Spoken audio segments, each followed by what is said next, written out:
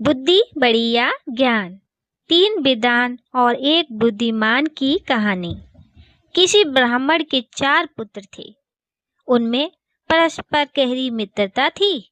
चारों में से 3 शास्त्रों में पारंगत थे, लेकिन उनमें बुद्धि का अभाव था। चौथे ने शास्त्रों का अध्ययन तो नहीं किया था, लेकिन वह था बड़ा बुद्धिमान। एक बार चारों भाइयों ने परदेश जाकर अपनी अपनी विद्या के प्रभाव से धन अर्जित करने का विचार किया। चारों पूर्व के देश की ओर चल पड़े।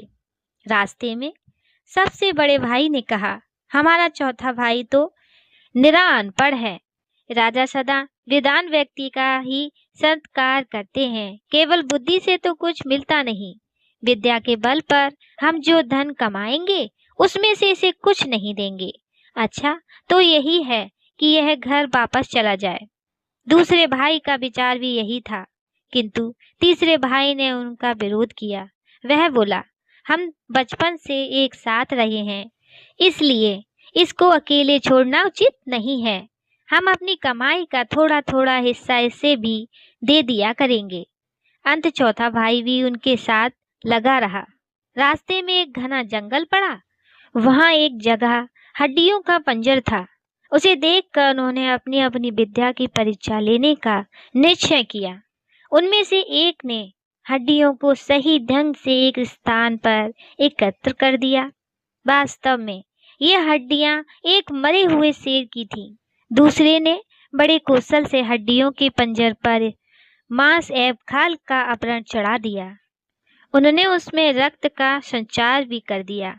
तीसरा उसमें प्राण डालकर उसे जीवित करने ही वाला था कि चौथे भाई ने उसको रोकते हुए कहा, तुमने अपनी विद्या से यदि इसे जीवित कर दिया तो यह हम सभी को जान से मार देगा। तीसरे भाई ने कहा, तू तो मूर्ख है। मैं अपनी विद्या का प्रयोग अवश्य करूंगा और उसका फल भी देखूंगा। चौथे भाई ने कहा, तो फिर थोड़ी देर रुको, मैं इस पेड़ पर चढ़ जाऊं, तब तुम अपनी विद्या का चमत्कार दिखाना। यह कहकर चौथा भाई पेड़ पर चढ़ गया। तीसरे भाई ने अपनी विद्या के बल पर जैसे ही शेर में प्राणों का संचार किया, शेर तड़प कर उठा और उन पर टूट पड़ा।